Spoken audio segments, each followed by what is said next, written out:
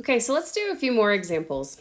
It says sketch, set up an integral expression to find the area inside the graph of r equals 3 sine theta, which we need to immediately recognize is a circle, and outside of the graph of r equals 2 minus sine theta, which we should know is a dimpled limacon.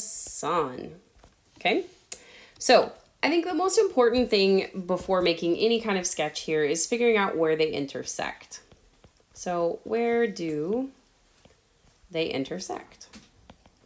So we're going to set them equal to each other. We're going to set 3 sine theta equal to 2 minus sine theta. Do not get in the habit of using your calculator. You need to be able to sketch these by hand. So if I move my function around and I move this sine theta to the other side, that's going to give me 4 sines of theta is equal to 2. Dividing by 4 is going to give me that sine theta is 1/2. And that means that they're going to intersect at pi 6th and 5 pi 6th. Now you should be able to construct the graph of this. So let's do the circle, which should extend in the positive y-axis up to 3. And that's about the best circle I can freehand.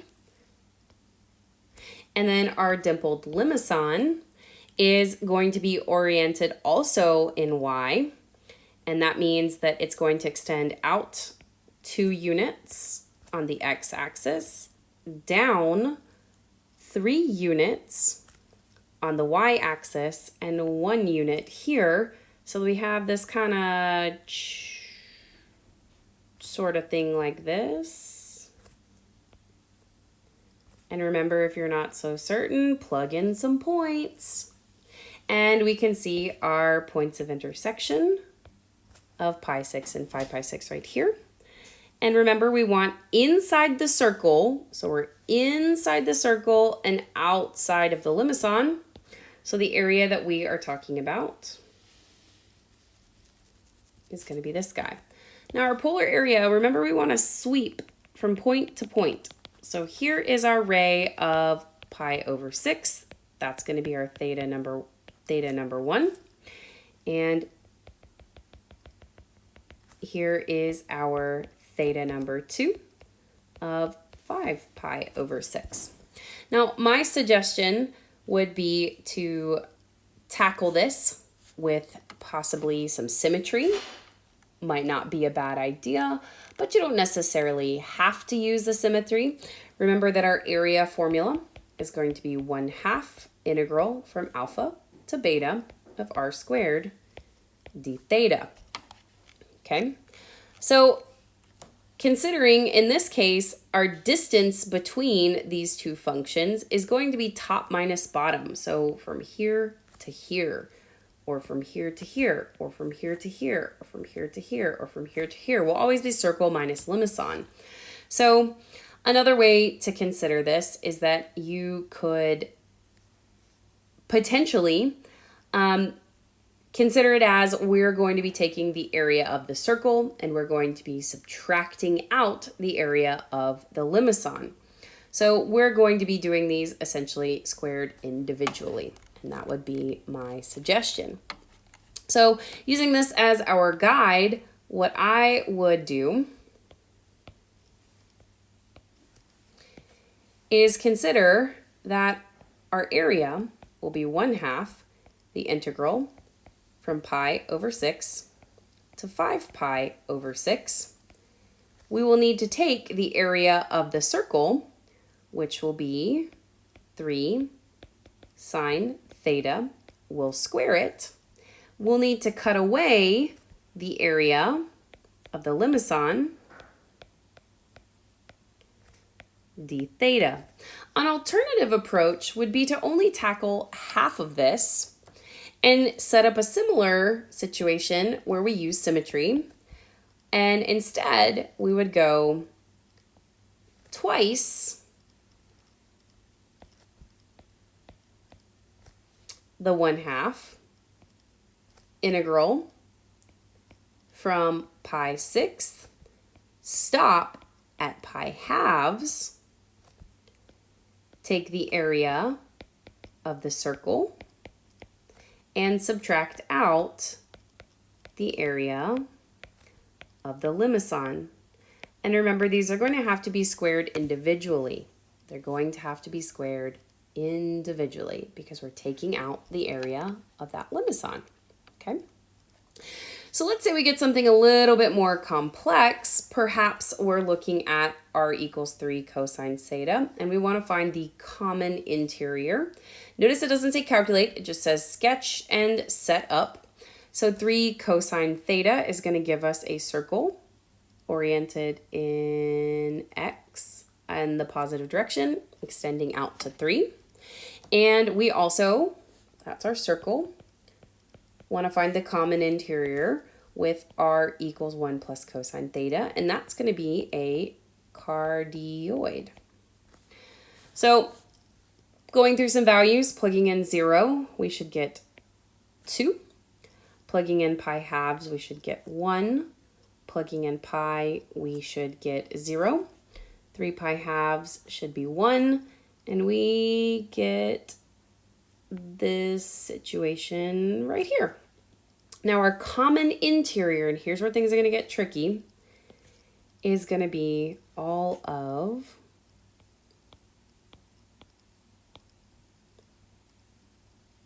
this. And actually I'm going to use a highlighter for that. Okay. Now we want to always find those points of intersection. So let's do that. If I set 3 cosine theta equal to 1 plus cosine theta, let's move this cosine theta to the other side to give us 2 cosines of theta is equal to 1, where cosine theta equals a half. And that tells me that they intersect at negative pi thirds or pi thirds or 5 pi thirds. Remember that 5 pi thirds is the same thing as pi thirds. So when we extend out these points of intersection, I'm going to do those as dashed lines. Here is pi thirds.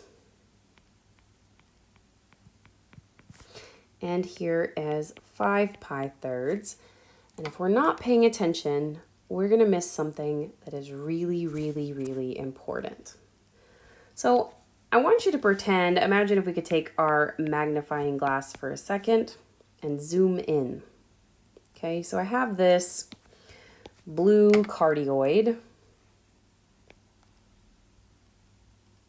that is happening here.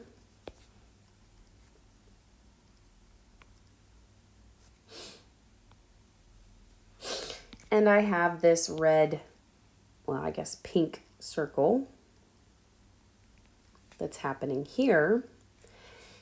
And when I draw that line to that point of intersection, what we don't realize is when we start to sweep from 0 to pi over 3, we're actually going to miss this tiny little chunk right there. So remember that when we sweep our area, we're going to start at an angle.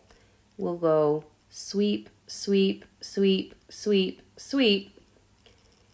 And we're going to miss that tiny little chunk right there. Okay? So this is what's going to be a unique situation. We're going to break this up into 2 integrals. We're going to do integral number 1, which is actually going to require the 1/2 integral from 0 to pi thirds. Notice that the only thing that we're taking area under is the cardioid. So this is just 1 plus cosine theta squared. This is cardioid only. Okay, so this is area number 1. Then we're going to go take area number 2, okay?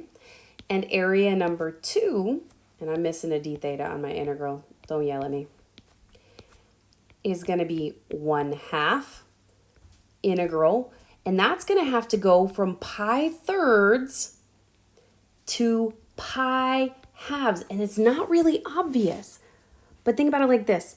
We're going sweep, sweep, sweep, and that ends at pi halves. It doesn't look like it, but we're already back at the pi halves.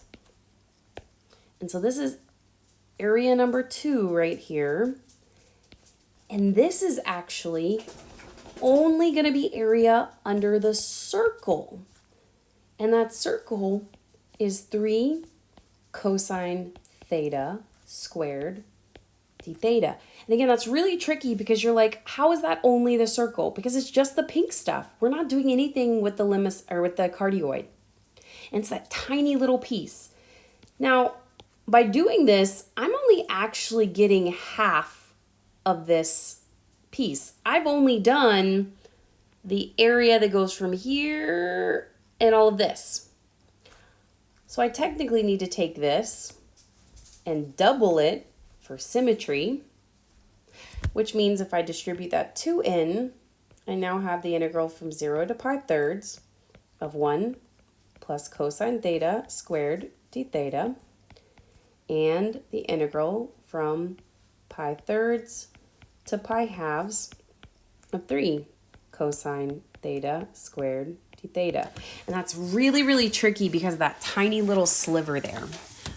Now, I do want to show you some examples of some really, really good kind of calculator-based FRQs to show you about how to do some polar FRQs using your calculator. I will tell you this, I don't have the ability to project a calculator on the screen, so we're going to do our best here. So I'm going to make a really, really bad sketch of 2 plus sine of 2 theta, which is not a cardioid, not a limicon, not a circle. We're just going to see what happens. So I'm going to use my graphing calculator in polar mode, and we're going to get something that kind of looks like, and I'm going to get some points here. It loops and looks like it touches here, and then it kind of goes to here, and then does like a little squeaky piece like that. So that is my really, really bad polar curve. And what we're interested in finding is the area under this curve, okay? So again, don't trust my word on it. You need to go graph it. So I can tell that this is sweeping from 0 to pi, also because they give me that in the problem stem. So make sure you catch that. Do also catch that r is measured in meters and theta is measured in radians. So if I want to find the area bounded by the curve and the x-axis, we use our area formula, which is 1/2 integral from 0 to pi, 2 plus sine of 2 theta squared. Oh, I put my square on the wrong side. Squared d theta. If I go put that in my calculator, we should get 7.069. Remember, it is 3 decimal places always. Now what's interesting is now the sequence of follow-up questions, which tend to follow a very similar pattern, so stay with me. Find the angle theta that corresponds to the point on the curve with an x coordinate of -1. Now start with what you know. We know that x is equal to r cosine theta. I have been given an x value of -1. R is the original function, 2 plus sine of 2 theta, and then you're going to bring your cosine theta down, okay? Now, they are not expecting you to solve this by hand. They want you to use your calculator. This is a calculator active FRQ. So now I want you to go and get out of polar mode. Go back to your regular Cartesian graphing mode. So leave polar mode on your calculator. I want you to go back and I want you to go in regular Cartesian graphing, go this y1, put this in y2, and I want you to go find the intersection. And you have to know to go and leave polar mode. So you're going to find that intersection. I would also make sure to change your window from 0 to pi for your x min and x max. Now you'll know that you got this right if you get an intersection of 2.630 radians. Now obviously on your screen it's going to say x, but remember we're talking about thetas here. Okay, so make sure you're in function mode, put this in y1, put this in y2, and find the intersection. Now most of you don't have TI-89s, so we're not worried about that. Okay, now for the next question, kind of interesting. It says, find the value of dr d theta. Well, start with what you know. R is 2 plus sine of 2 theta. So how will I find dr d theta? Well, the derivative of 2 is 0. The derivative of sine of 2 theta is going to be cosine of 2 theta times 2. They've asked me to evaluate this at theta equals 5 pi over 7, so we're going to do just that. Remember that this is a calculator active question. So in your calculator, you're going to type in cosine of 2 times 5 pi over 7 and multiply it by 2. We should get negative 0.445. Now the follow-up question, and if you're not paying attention, you'll miss this. What does this answer tell you about R? Well, guys, this is dr d theta. This is the rate of change of R. If the rate of change of R is negative, that means that R is decreasing. Well, if the radius is decreasing, that means the curve is getting closer to the origin. That's all that means. Okay? For part E, last piece, a particle is traveling along a polar curve given by r equals sine of 2 theta, so that its position at time t is given by x of t, y of t, and here's a kicker, d theta dt is 3. Find the value of dx dt at theta equals pi 6 and interpret the meaning of your answer in context. Whoa, lot to unpack here. Now, let's start with this whole idea of what is dx dt. You aren't given dx dt anywhere in this problem. So how do we use what we have, which is we know what r is. R is 2 plus sine of 2 theta. And we know that x in general is r cosine theta. So we know that, right? Now about this dt business, I don't know. But how can I take some things that we know and maybe manipulate it? What if I take dx d theta, okay, and I multiply d theta dt? Would that give me dx dt? Yeah, it would. Okay, so let's go with that. So if that's going to give me dx dt, I need to find dx d theta, take the derivative of x with respect to theta, and d theta dt was given in the problem as 3. So now how do I find the missing pieces here? Well, check it out. If x is r cosine theta, that's r. So that means x is 2 plus sine of 2 theta multiplied by cosine theta, which means if I want to find dx d theta, I'm just taking the derivative of this function. That's a product rule. I can do that. Let's give ourselves a little bit of room for some product rule.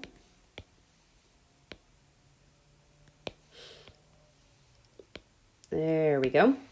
So we're going to take the derivative of the first. That's going to give me cosine of 2 theta times 2. We're going to leave cosine alone. Take the derivative of cosine, and we're going to get negative sine theta. And then we're going to leave 2 plus sine of 2 theta alone. So a little bit of product rule. We want dx d theta, we want dx dt technically at pi 6. So let's go ahead and evaluate dx d theta at theta equals pi 6. So we don't have to do that later. It's going to give me 2 cosine of 2 times pi 6 cosine pi 6 minus sine pi 6 times 2 plus sine of 2 times pi 6. Woo! Okay. So cosine of pi thirds should give me 1/2. So I'm going to have 2 times 1/2. Cosine of pi 6 should give me root 3 over 2. Sine of pi 6 should give me 1/2. And then sine of pi 6 should give me root 3 over 2.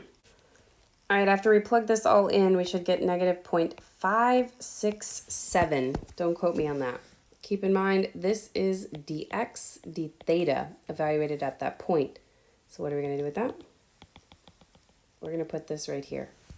Now, what does that give me? That means that dx dt is negative 0.567 times 3, or negative 1.701. Now that's the rate of change of x. So I need to interpret that, interpret the meaning of it. Well, that means that the particle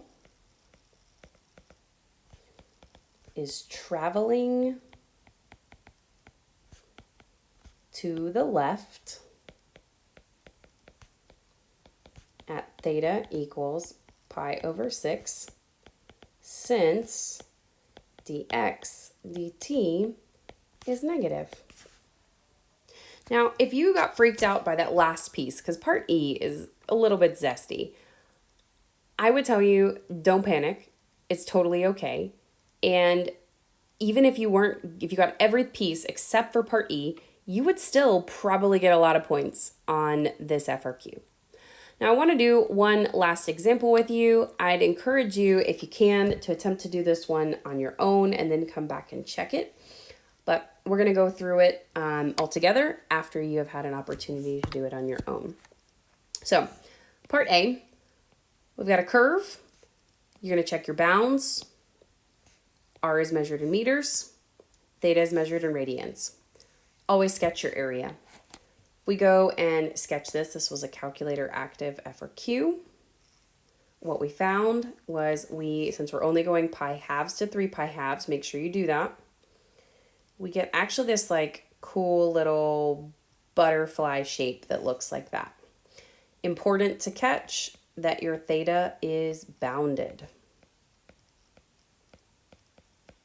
Okay, so here is our region. Now for part A, I just want to find the area. That's pretty easy cheesy. Everyone should get this points.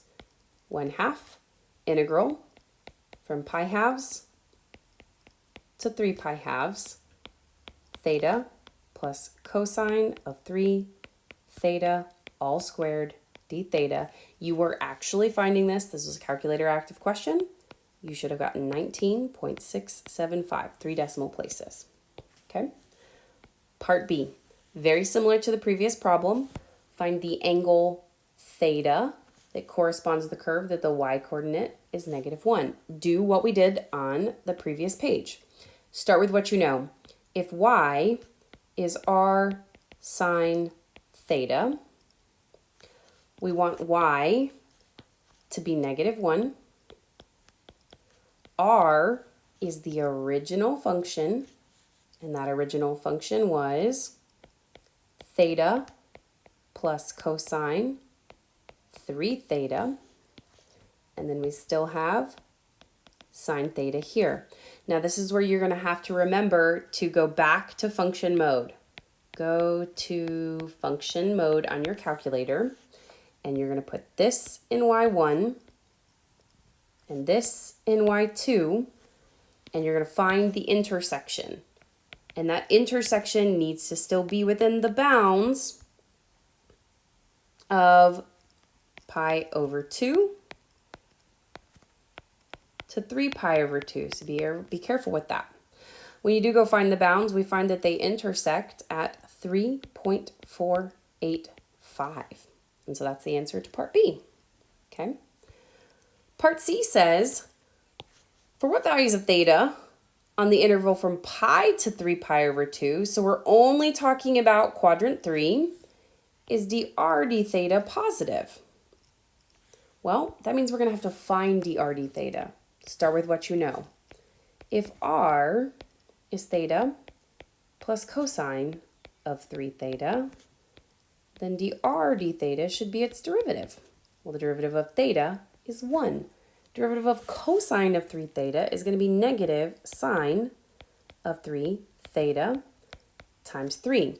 Now, I have been asked in the problem, where is it positive? Well, I can't determine where it's positive unless I set it equal to 0.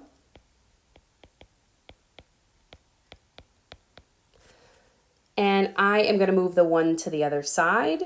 Well, I'll move the sine of 3 theta. 3 sine of 3 theta here. And I'm going to do the same thing I just did. We're going to put this in y1, this in y2. Again, I'm in function mode. Intersections are always done in function mode. And we find that they, in fact, intersect at theta equals 4.302. That's not your answer. We're going to use a number line to answer the question fully. Now, it does say on the interval in the problem from pi to 3 pi halves.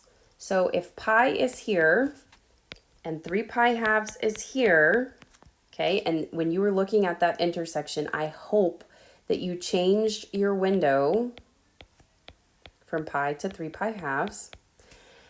Here is 4.302. Go look at your graph. Go look at what's happening here.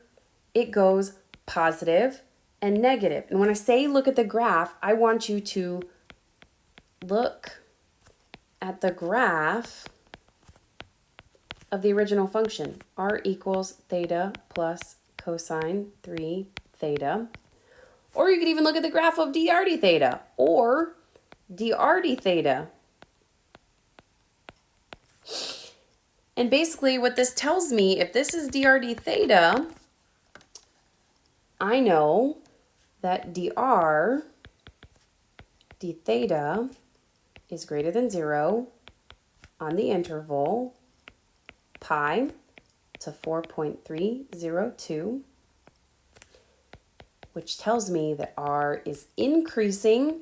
And what that means is the graph of the function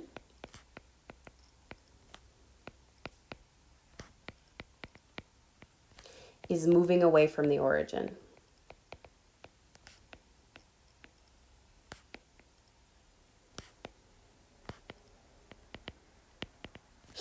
Okay, now we get into the nitty-gritty. Part D.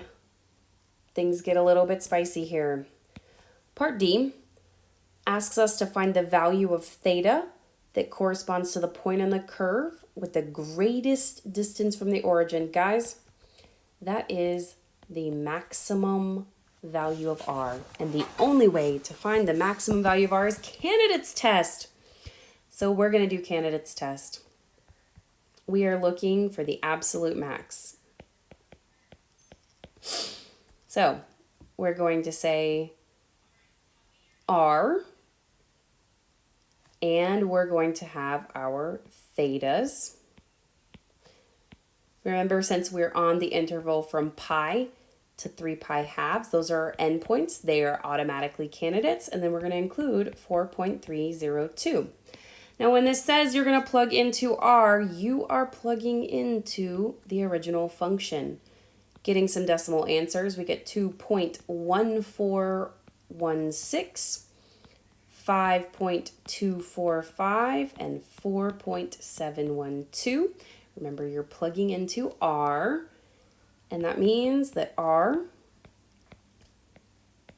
has an absolute max of 5.245 meters. Get that unit. When theta is equal to 4.302 radians. Last but not least, part E. Okay, part E. You are asked to have another, find dy d theta. They give you d theta dt, and they want to evaluate it at theta equals 7 pi over 6. So it's very similar to the previous problem. We're going to start with that setup of dy dt is going to be equal to dy d theta times d theta dt. Out here to the side, remember that if y is equal to r sine theta, that means that y is equal to theta plus cosine of 3 theta times sine of theta. If I take the derivative of this with respect to theta, use math 8, guys.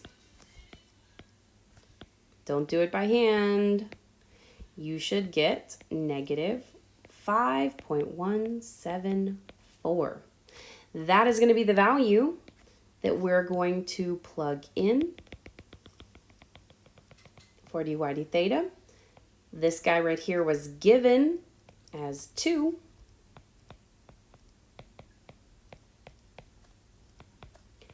Gives us a final answer of negative 10.348. And that tells me that since that is negative, that my particle is traveling down on the coordinate plane. Holy cow, that's where we'll stop.